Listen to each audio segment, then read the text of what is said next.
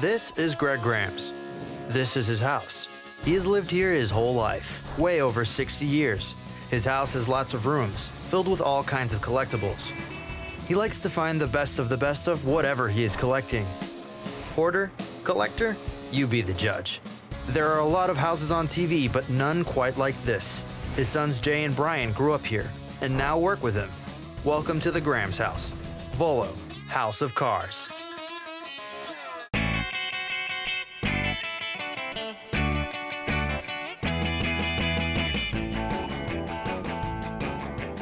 Ever since the installation of the first in-car radio, rock and roll and classic cars have been inseparable. So it's no surprise that Greg Graham's, the patriarch of Volo Auto Museum, has more than a little tunefulness in his soul. He's received a shipment of new guitars to be featured in one of the park's many displays, and he can't resist giving them a little test. I'm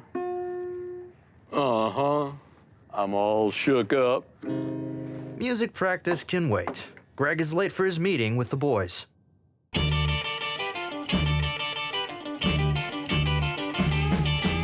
News travels fast on Volo's 30-acre lot, and word of Greg's musical ambitions has already reached Brian and Jay. Have you seen him today? Actually, I seen him walking through the showroom with a guitar in his hand. Is he joining a band? Oh, God. You know, if he's carrying a guitar, chances are it means that we're going to be collecting them now. You know, you guys always make fun of me. I heard ya. And I'm late. Well, you guys are sleeping. I'm working. Now, I was putting together a jingle because we were talking about some new ads for the museum here. Good talent? Actually, you know, I listened to myself. I sound pretty good. So I'm thinking of singing myself. I know how to play a guitar. Oh, my God. Got my own microphone. I looked in the mirror. I thought I looked a little bit like Elvis Presley, so I thought I can get my hair to grow just a little bit longer, get some pictures, maybe even put it on TV on the local stations there. You're trying to send people away? I thought we were trying to get people in. You never heard me sing before. If it doesn't kill you, it might kill our guests. Speaking of which, how's your Elvis impersonation? I'm all shook up. Oh, no, that's not very good. That answered that question. Elvis Aaron Presley is regarded as one of the most significant culture icons of the 20th century, often referred to as the king of rock and roll. Discovered in Tupelo, Mississippi in 1935, Elvis became famous for his up-tempo, rockabilly, wild performance style, his love for beautiful women, and his infatuation with fine automobiles, of which he owned a great many during his illustrious lifetime and career. Since his death in August of 1977, many fans and purveyors have made claim to owning or purchasing an official Elvis Presley car. But if the number of unofficial Elvis cars tells us anything, it's that discovering a real one might be just as rare as discovering a performer as legendary as the king himself. The reason I bring up Elvis, I got a lead on the Elvis car that I've been looking for. This is right in front of the mansion. Nobody knows anything about that car. The only evidence that it ever existed is that one black and white photo. But there's a famous story about Elvis going into Madison Cadillac and buying 5 cars, and they keep talking about 4 cars that he gave away. But they never talk about the 5th car. And that was back in September of 1974 that had happened, and that Cadillac is a 74. And that makes me think that that's the 5th car. How do you know this is the Elvis Presley's car? It's a station wagon, which Cadillac never made a station wagon. Somebody had to have that custom built. You had to have money to do that. So that's why I believe that is his car. So what are your leads based on? Sightings of this car at 7-Elevens? Hey, this picture's from before Photoshop, so I know that car existed. But the reason I'm hot on it again is because I got a call from Megan Moore from the Bob Moore Auto Group. They're one of the oldest Cadillac dealers in Oklahoma City. They still have all their old records, and she said they may have had some Elvis dealings there. All these years, we have never had a real documented Elvis Presley, and I want one. I do not want the car without documentation. Not copies. I want original paperwork on this car. I'm definitely, you got my okay, whatever you got to do. Greg is sold on the mission. Now Brian just needs Jay to get on board. Why do I need to go? When I was talking to Megan, she talks about how they take in a lot of older cars on trade, and that they've got cars over at their dealerships, and she's even got a barn down at her farm. She didn't know what there was, but they might have something. You're trying to get me involved because you're on a ghost chase, so you want me to fund the trip to go down there and buy some cars. How about I go by myself, and I promise I'll ask when I'm down there, has anyone seen Elvis's car? You won't ask the right questions. ask. You'll You're gonna be you'll there say, oh, have buying you seen cars. Elvis's car? And they'll say, oh, no, and you're gonna walk right up. You won't do the poking that it takes to get the information. I got a lead on a car. I got you a solid lead on cars that exist in a barn like you like, the safe bet. Barn finds, I like them. His barns that he loves so much. So what do you say, we going to Oklahoma? Jay doesn't believe in the mystery Elvis car, but the prospect of barn hunting strikes the right chord. I'm good to go. What do you think, Dad? 5 days? No, I think Week? 3 days is going to be the maximum. I need time for Elvis sightings. And I need time for some good barbecue, I too. tell you do what. need some good barbecue. Well, if you get the car, we will have a barbecue with steaks. Now, if you don't, hot dogs, and that's it. Looks like we're having hot dogs because this car doesn't exist after 40-something years. You better get your lay ready because we're having a luau when I get back with the Elvis car. Now Brian has 3 days to return to Volo with a car fit for a king.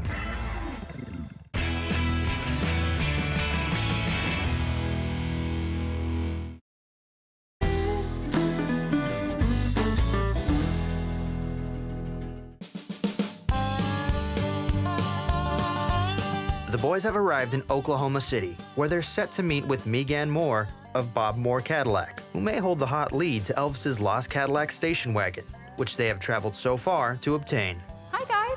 Hi, I'm Brian Grams. Hi, Brian. I'm Jay. Hi, Jay. Nice to meet you. I'm Megan Moore, and this is the Bob Moore Auto Group headquarters. Beautiful. We're here to look at some cars that you have and possibly an Elvis Presley Cadillac. I heard rumors that you might know something about. Well, we are the oldest Cadillac dealership in the area, and hopefully we can help you out and find something. Bob Moore Auto Group's been here for 47 years. We've been able to grow the business, and we now have 18 franchises and 14 different dealerships. If you're looking for a new car, we're where to come. This is a new construction, was the original body shop, and this is in the heart of downtown Oklahoma City. And the new body shop has moved up to North Oklahoma City in the Edmond area. Any classic cars hidden up there? I have a friend, Aaron Van Zant, who might be able to help you guys out. He collects, and he's got some interesting cars in his collection. I'm looking for a particular Elvis car. It's a 1974 station wagon Cadillac. Well, Cadillac didn't make station wagon. That's right. It was a Fleetwood that he had custom built into a station wagon for himself, and it's pretty much the only unaccounted for Elvis car. I buy and sell cars, so GTOs, 1957 Chevys. Well, it's entirely likely now that I think about it, because Mr. Van Zant, he's an older gentleman. I've heard him tell some stories about when Elvis would come through. I mean, he's got a hodgepodge of all kinds of stuff. Is he known to sell, or is he a hoarder? You know, it's like Mr. Moore always said, everything has a price. Brian is excited to chase up the Van Zant lead, but first, Megan wants to show the boys some new Cadillac style. And little do Brian and Jay know, Megan has been issued a directive. Sell a car to Brian or Jay, whatever it takes. I think selling a new car to a classic car guy is going to be a challenge, but I think we can get it done. What I like to think of is that they are buying a classic car, they're just buying it early.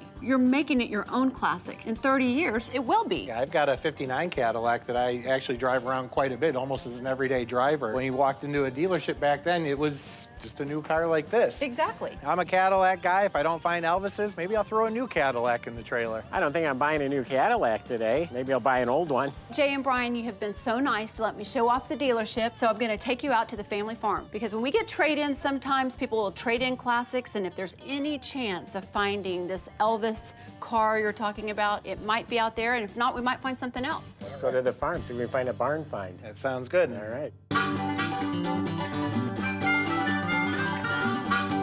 Bob Moore Farms is the legacy of late American Quarter Horse Hall of Fame member Bob Moore, whose love for fine automobiles was equaled only by his love for racing and breeding thoroughbred horses. Today, Megan Moore must make him proud and move one of these stabled cars.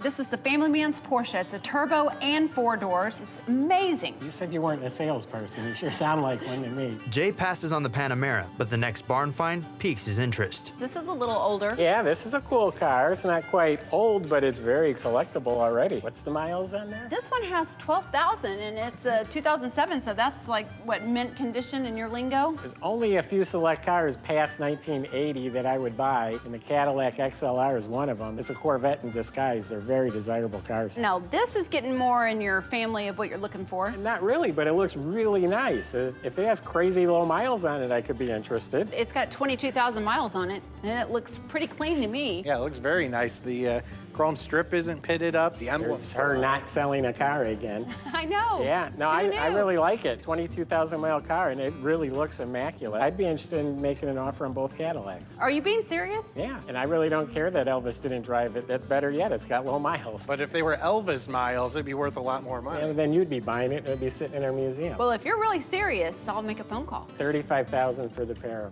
Megan's call to confirm the sale is a quick one.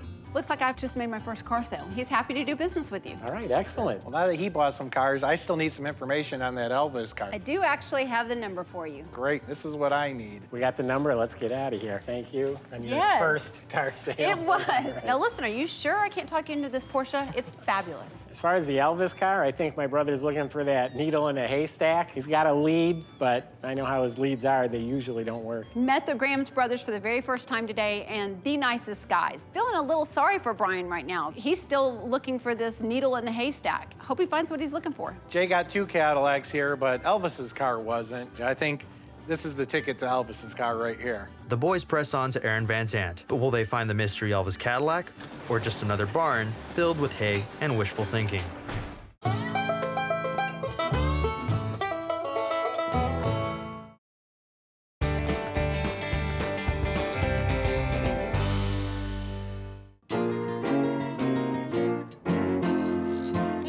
The boys have traveled 170 miles to a small town outside of Oklahoma City. Brian is following up on a lead for the lost Elvis Cadillac station wagon, provided by Megan Moore of Bob Moore Cadillac, which has led the boys to the farm of a man by the name of Aaron Van Zant. As they reach the Van Zant property, the likelihood of finding an official Elvis car out here seems a little bleak. But looks can be deceiving. The cars that I'm looking for, they don't come on beautifully polished concrete floors. There's usually manure, dirt, good stuff. Brian hopes that Aaron Van Zant will be the man to bring his search to an end. Oh, you gentlemen look like you're doing all right. Hi, you're Aaron? Aaron Van Zant. Hi, I'm Brian Grams from Volo. Jay Grams. Glad to meet you, Jay. Nice to meet you. Megan from Bob Moore Cadillac. She gave us your contact information. I know the name, and, Yeah. she seemed to be a fair-speaking lady. He's here to buy some cars, and I'm here to get an Elvis car. I might be able to help both of you. You never know, Jay already bought 2 Cadillacs. They say the third time's the charm, so I know Elvis's Cadillac is here. Brian and Jay from Volo Classic Cars. I think I've got a lead for him, and I possibly got the one that he is looking for. But first, Aaron wants to have a little fun with Brian and Jay. If I'm gonna deal with somebody, I gotta play with them first, You gotta show them the cat before you sell them the cow, This your office? Office and the playhouse. Man cave. Pretty cool. Hanging out in the Van Zant man cave is not what Brian had in mind, but he decides to play along. Some neat stuff here. Any of it for sale? There's an item or two, It's nice to bring Dad back a souvenir when we travel. I see a few things. This doodle bug right here, I know he loves these. They only made about 300 of these. They're back in 46 and 47. Funny thing is that's not for a kid and that's not for recreation. People just got out of the war and they needed cheap transportation, so they built these and you get about 100 miles to the gallon out of it. So that's what people would use to get to work. That one of those nudie show from the 20s? I think this is even earlier than that. What are you doing with this back here in your man cave? Well, we got some strangers come in every now and then. That's stuff Dad would like. Well, you know what? If you'll let go of these 2 items, we'll go ahead and take them. Let's add it to the bill. All right, Let's call sounds it good. A done deal on it. Enjoy the antiques. But the boys didn't come for antiquing, they came to buy cars. Aaron takes the boys to his first collection of classics. Well, I've got 3 here. They're not really his class of car. What I've got is a good old boy's car, to play with, to run the streets with. You don't hide these, you drive them. A lot of them look like an Elvis car to me. No, they're not. They're not quite Elvis's projects. This truck is a work of art, but it's not what I'm looking for. And the station wagon needs a little polish. That's not my thing either, but what is this? This is a 50 model Dodge. Started life as a Dodge business coupe. Of course, after a lot of modifications, I made a workable convertible out of it. Jay's impressed with Van Zant's vehicles, but they don't fit his buying profile. I know what my customers want, and I just don't think that's a good fit. As soon as I walked in, I knew he wasn't going to be interested in any of those. I'm in luck. The trailer's still empty. I guess, Ryan, we get back in the truck and we can go. No. He said that he can help us both out. When we talked on the phone, you said you had an Elvis car and that you actually had some connections to Elvis. Well, I done some warranty repair work for Elvis on a couple of his limos. Did you go to Graceland to fix the car? I went to Graceland, and of course, it's old story. You go in the service entrance and go to the shop, and that's the mechanic that takes care of all these vehicles. Well, then you may have even worked on the car I'm looking for if you don't have it. Well, we don't know. We just have to look at it and see. I got one little project outside that's an Elvis vehicle. Okay. If you want to take a look at that, That's what I'm here for. Hoping to go home with an Elvis car. we'll see what we got here. Though Brian hasn't seen anything resembling the lost Elvis Cadillac yet, he remains hopeful. This? This ain't nothing but a hound dog. Man, this is not what I was looking for. Did Elvis actually own this? Or No, it was the military transport vehicle for Elvis while he was in the Army. So it's a car that Elvis may have been in. You know, a lot of these Elvis cars, they have stories, but no documentation or paperwork to back it up. The car I'm looking for is a specific car, and I need to know that Elvis actually owned it. My brother's striking out. Strike one is the Bob Moore barn. Strike two is the bonded up Elvis truck, but he's still chasing a ghost. But Mr. Van Zant has one more location for Brian to inspect. Well, I've been kind of playing with you boys. I do have a true Elvis vehicle. I've owned it since '91. It don't hurt to show a few things. You know, I've seen a lot of those Elvis cars that people say, oh, Elvis touched it, Elvis owned it. And there's more stories than the cars that he's ever owned. Will this be just another unofficial Elvis car? Or does Mr. Van Zant have something special hidden away for safekeeping?